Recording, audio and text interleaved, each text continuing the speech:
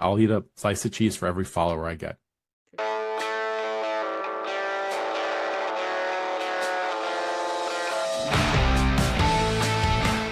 Welcome to this month's episode of Smells Like Identity Hygiene, where we dive deep into modern identity security and access management practices. I'm your host, Katie. Today's episode is titled Identify Your Identities. Bob Smith is not BSmith. We're peeling back the layers to understand the crucial difference between a human and an account within your organization. It's not just about knowing who Bob Smith is in the break room. It's about understanding the real owner of the account, BSmith, and the plethora of metadata tied to the account's true identity. As always, make sure you stick around until the end of the episode. We've got some hilarious outtakes that you won't want to miss. They're sure to give you a good laugh and a lighter note to end on after our deep dive into identity.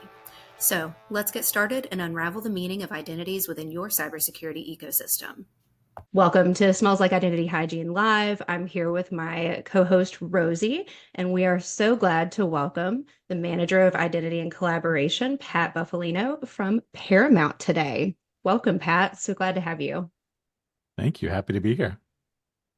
Thanks, Pat. Right. So I think we're really going to focus on identity today. Last month, we talked a lot about ownership. We talked about intelligent discovery in the podcast in January. But for today, our focus is going to center around identity. So the first question is, what exactly is an identity? So the way I see an identity is it's the aggregation of all the accounts that make up a person. It's their roles and responsibility that make up that persona within an org. If you're in finance, for example, you may have your standard account, you may have an account dedicated to access an app, critical system, but it's really the culmination of all these accounts together that make up your true persona within that org.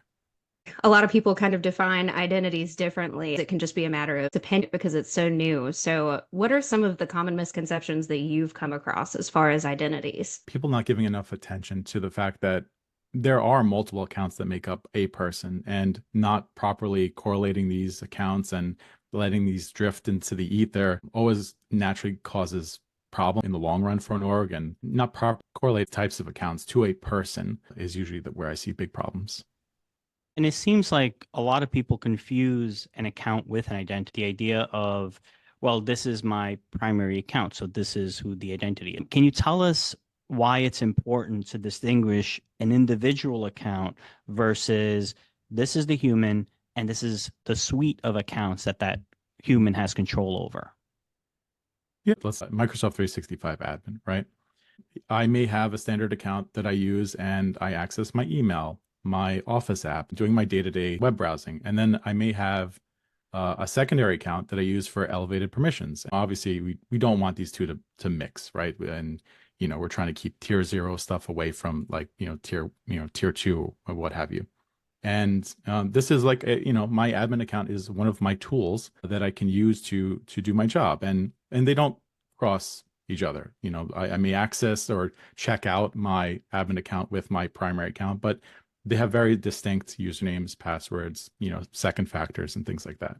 Identity is really becoming more of a growing topic of discussion. Some of these platforms that have never even used the term are starting to use it now. Why do you think that it's become so popular recently?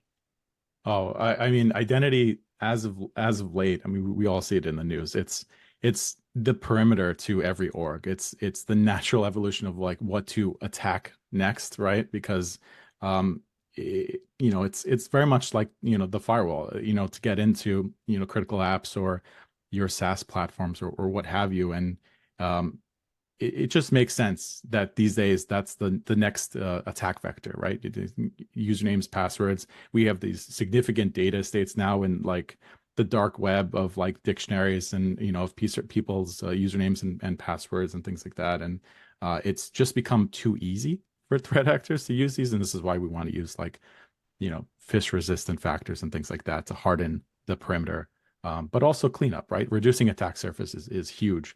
Having these like stale accounts out there available to be signed in like at the perimeter is dangerous. We want to avoid that. If we think about the idea of the identity is not the account. And of course, we know in an organization who manages the accounts. I mean, it really depends on the organization, depends on the platform. But the identity as something almost independent of account, but obviously tightly tied to the account through ownership and through other means, who be responsible for that identity? Because traditionally, the organization within an organization that's responsible for like the humans is, HR, for example, right? But here, when we're talking about it in the context of cybersecurity, when we're talking about it in the context of account ownership and that entry point into the environment, who do you think should be responsible for managing that identity, that human as the identity? It's a very good question because I can share from experience that, HRIS may not want to manage every single type of account a human, has access to, right? Because at the end of the day, HRIS is not going to know much about an admin account or a specific local user tied to SAP or what have you, right? And it's going to be very difficult for them. And, if we have to do work where we want to tie accounts back to a human, it really comes down to who implemented those types of accounts. Let's take, for example, admin accounts and specifically M365. Now, part of my job is not just identity, but also collaboration. And so managing Microsoft 365 is an area of that. And we institute a certain type of account to manage Microsoft 365 and all the attributes that are associated with those accounts, or the required fields that should be filled out. And, we'll map that account back to a human account. Traditionally, we technically own those, but ideally in some sort of centralized platform, that user's manager would have visibility into all of the accounts, or, there'd be some sort of centralized view. And this is the holy grail that everyone's trying to achieve, where you have a centralized view of all accounts tied to an identity, correlated back properly, and all with knowing what level of access each of these accounts have. And if they're elevated in certain, applications and things like that, it's hard. It's a hard process. Why is it? Why do you think it's? Why don't we have that central repository that says, look, regardless of where the account is, regardless of the platform, this is the keys to the house, right? This is the keys to the infrastructure. This is the entry point to the network. I mean, the very essence of security. Why do you think most organizations, and I know most organizations have this problem? Yeah, there's just so many account types out there. I mean, they get created either by, the need of the business and not thought about in their entirety. They're created at a point in time for a single purpose, and then they're forgotten about, or they're not created properly, where they have attributes that can correlate back to a primary account holder. And then it becomes the identities team job to try to figuring out who owns this account, where does it belong, is it orphaned, and so it is very difficult piecing these together. And I'll tell you one thing: in the last 2-3 years, I never thought my job would very much align with a data analyst, because I am cleaning data all the time now. This is I'm also a PowerShell scripter. So, in terms of data, you can always code around things and do if else and try catches and code around bad data. But at the end of the day, the data is what kills you. So if an account doesn't have proper attributes tagged and filled out, or that's enforced, or even at the very core level, there's no policy or basic instruction set for someone at help desk or some admin to follow to create these types of accounts, it just gets to be very difficult. You kind of said it too earlier, like this is the perimeter. So with all of these people having all of these touches across these accounts, all of these potential identities floating around, and literally even just within security teams, dozens of people could be trying to touch and solve for these problems. It's really caused an increase in these identity related breaches because it just leaves opportunities for gaps. And so just thinking about recently with Change Healthcare, how not just the customer identities were exposed, the employees' identities were compromised, their data was released, and it exposed that company to a ton of risk and really flowed downstream to every company that has touches with that company. So how could they have prevented this, I guess, in the first place? But if they could, or they couldn't, how can other companies be more proactive about protecting their customers and their employees? Yeah, so I don't mean to throw a bunch of buzzwords, but I will say things like attack surface reduction and least privilege model, and all of these things genuinely apply to these cases, right? if an account doesn't need to exist on the perimeter, if it's a service account, for example, and has nothing to do with your IDP or your collaboration platform, don't sync it there, right? Keep it to where it only needs to be. That's one. And two, reducing the or setting using a model of least privilege. Um, Not everyone needs to be global. If you manage users, you should have a user type role, right? And that role should be assigned to an account specific for that purpose, isolated from your daily driver, right? Your account that you're using to access email and the web. And doing these kinds of layers of protection where not syncing an account that doesn't need to go someplace, not assigning the kitchen sink of roles to them just because they need to manage a user. All of these things play a factor. And then, obviously phish resistant factors and things like that, moving away from SMS, are also, they're all applicable here. If you think about some organization that really hasn't started in their identity hygiene program to kind of clean all this up, like in your opinion, where does one get started? Like what's the first step? Because it seems so daunting, especially if it's even a mid-sized company. Forget about a large enterprise that's made up of, multiple acquisitions, but even a mid-sized company with a few thousand employees, where do they even start? Yeah, it is a daunting. Well, so there's two parts, and it's questionable which one you start with. But discovery, knowing what's out there, is a big deal because you can't define policy on things you don't know, right? You have to know what's out there, and discovering where these accounts live and if they're local or domain joined or mastered in other IDPs or what have you. You need to know they exist first, and then you need to work on defining a policy that's backed by the organization. You can't just go as an admin on a whim and say, I'm going to set these attributes to these things, and these will correlate back to an identity, but you design that in a silo. That's not going to help anybody. A lot of these things require business buy-in, and it needs to be socialized and communicated. Everyone needs to be on the same page, right? If I define a standard for an admin account that ties back to my primary account, I need to make sure the help desk knows. I need to make sure the infrastructure teams know. I need to make sure anyone that has the possibility to create this type of account understands what these attributes are for and why we need them.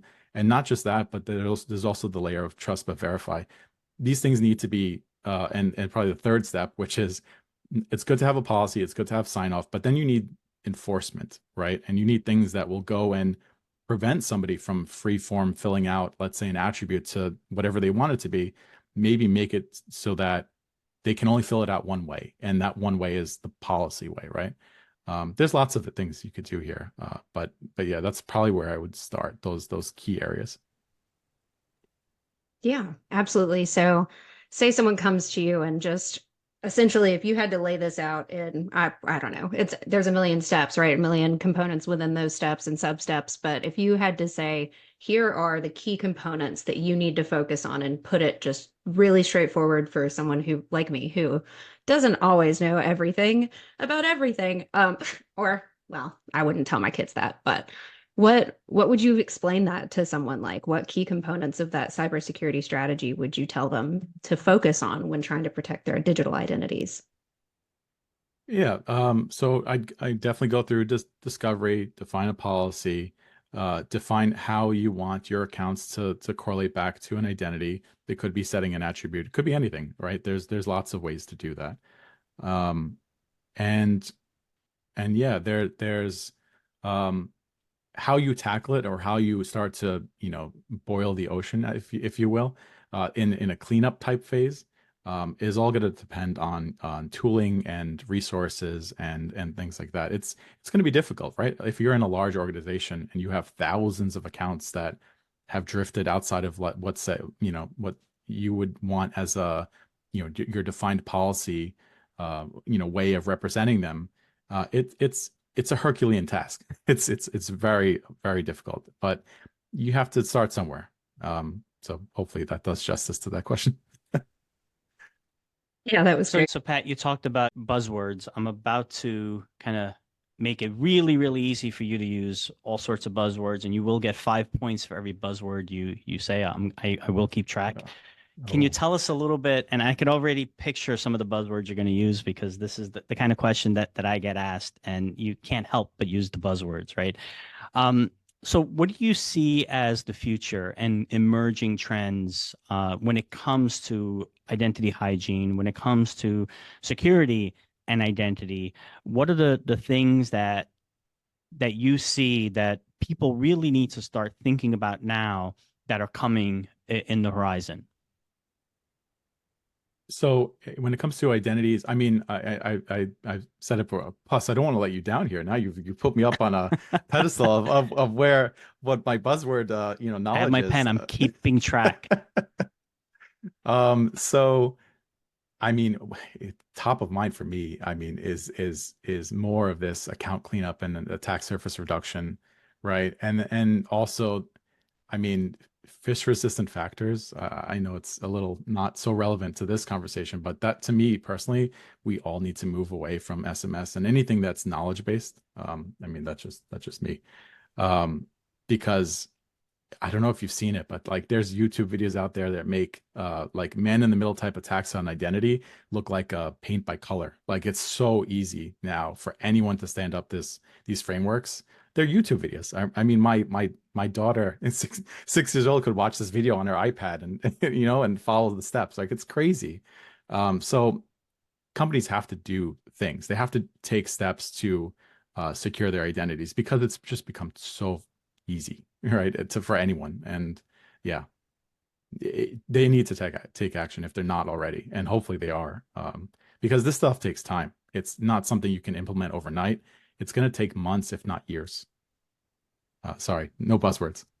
Well, yeah, I mean, I don't know if you were intentionally trying to avoid them, but I was expecting AI, Oh cloud, goodness. generative AI, ML. I almost had bingo, but I only got two. No, no, no. So no, I don't. Yeah. I listen. I'm a big proponent of AI. I find it to be a great tool. It's getting there. It's purpose built right now. It's not. I love it for PowerShell, for example. GitHub Copilot is very cool. And it's just amazing at how it can read ahead and things like that. Everyone's trying to implement AI in every product, and there's some good applications of it.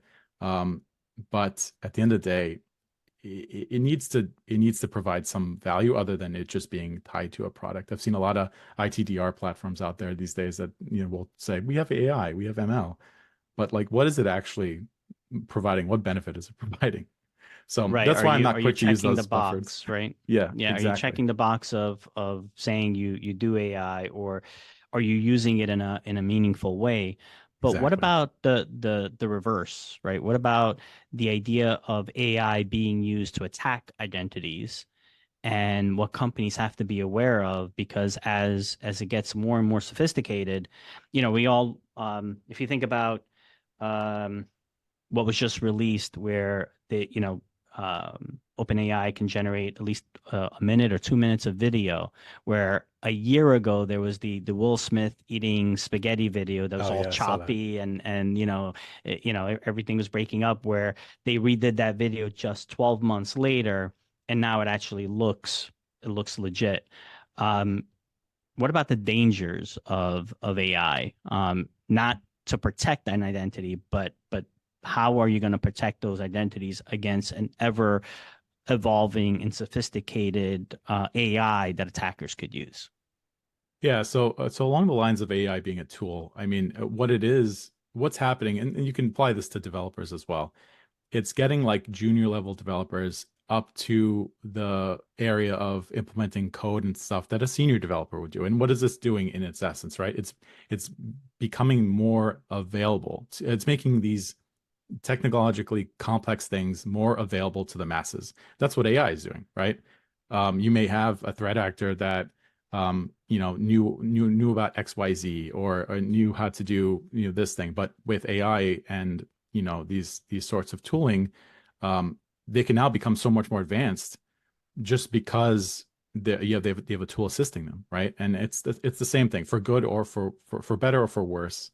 Um, it makes this more accessible, which means there's more risk and to like a threat actor compromising an account or an organization, right? It's about accessibility, and it's definitely it's a double-edged sword. what are some things that we haven't asked you about? What do you want everybody to know about identities? Yeah, I would love if everyone dropped SMS. As a factor, I'm going to say this more than just so many times.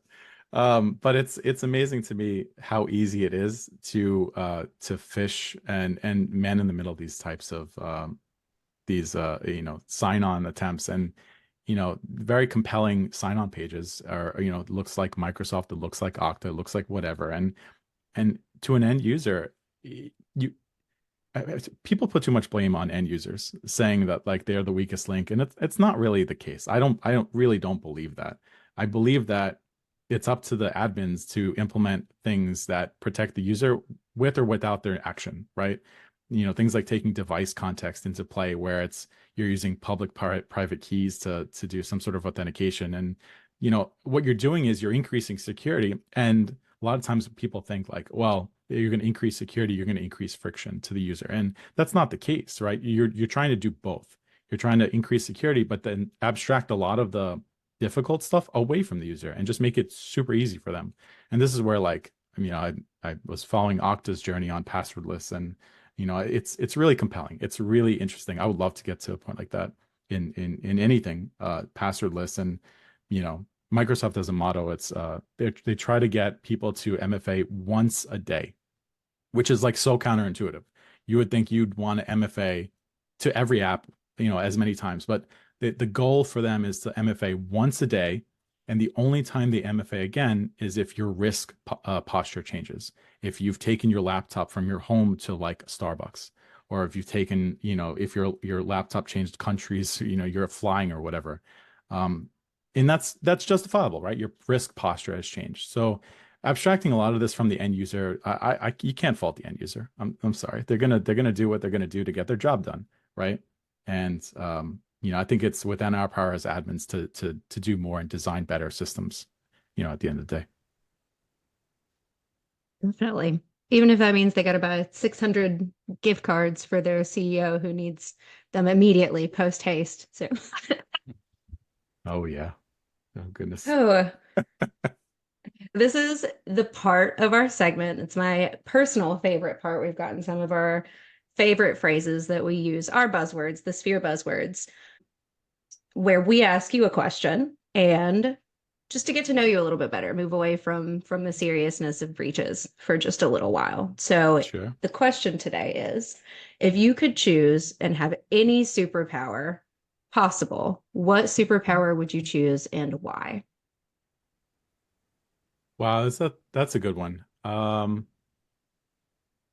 I feel like I'd love to read people's.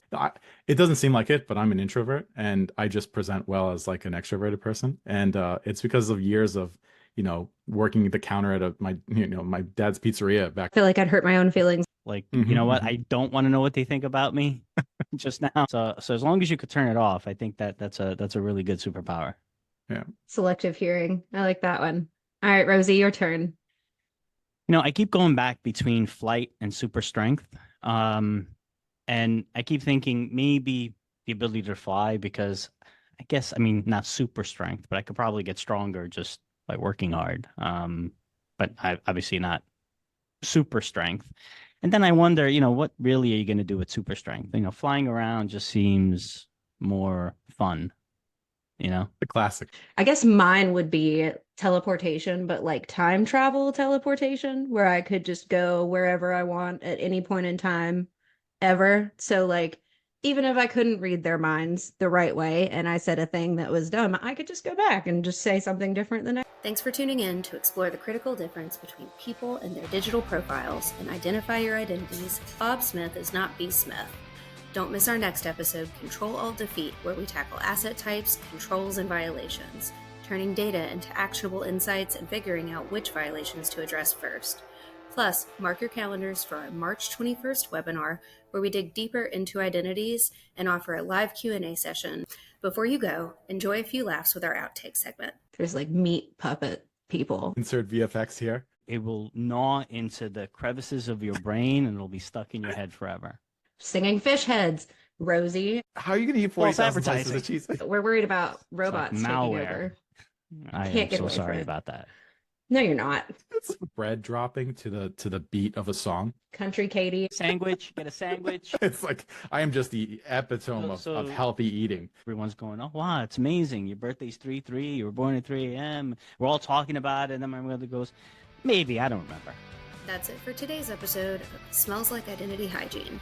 Hope you enjoyed the bloopers. Keep up with the latest episodes and get your exclusive access to our insightful webinars.